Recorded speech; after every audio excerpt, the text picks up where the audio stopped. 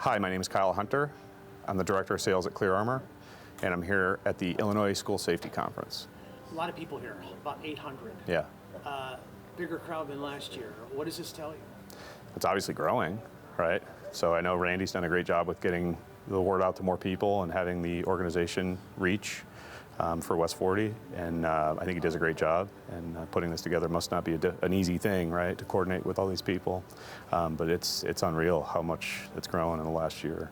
So. Does it also tell you that people are paying closer attention, they want to do more, they want Sure. to be more proactive? Sure. I mean, I think that's the case all the time, right? It's a matter of getting the information to the right people and having them know that things like this are happening, and they have the ability to attend, right?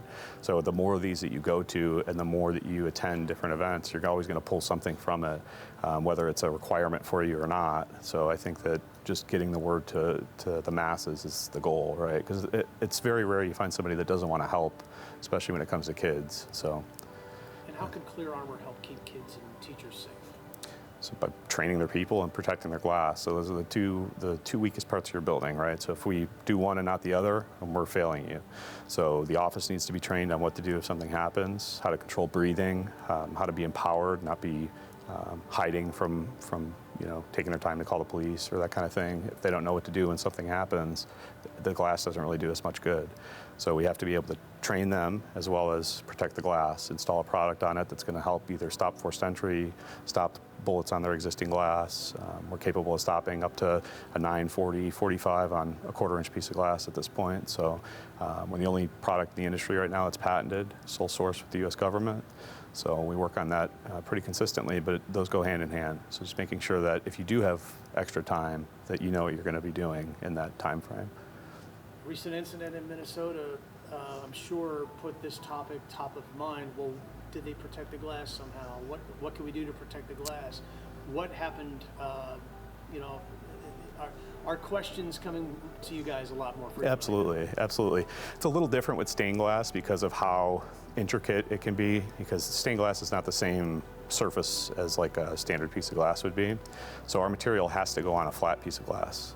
So we wouldn't have been able to add that material to that glass regardless.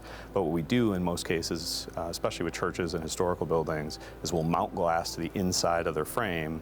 And in a case like that where somebody shoots through the stained glass, it still holds and we'd stop the rounds, right? Because we do manufacture our own glass separately. Basically, whatever your threat level is, we'll find a solution for it, and that's usually what we're going to do with a building like that. So yeah, the questions have been nonstop. It's serious, right? I mean, we're extremely busy, but it's not the reasons that we want to be. So whatever we can do to mitigate that and to work with people and customize solutions and make sure that we're helping as many people as possible, we're going to do. So. Final question. So you make your own glass, but what if there's existing glass? Do you put a film on it, or can you help somehow? If you're doing existing glass, it's got to at least be a quarter-inch thick, and we can stop a handgun round on that. And that's one-way ballistics. You can fire out from the inside safely if you have a security team or SRO or something of that nature.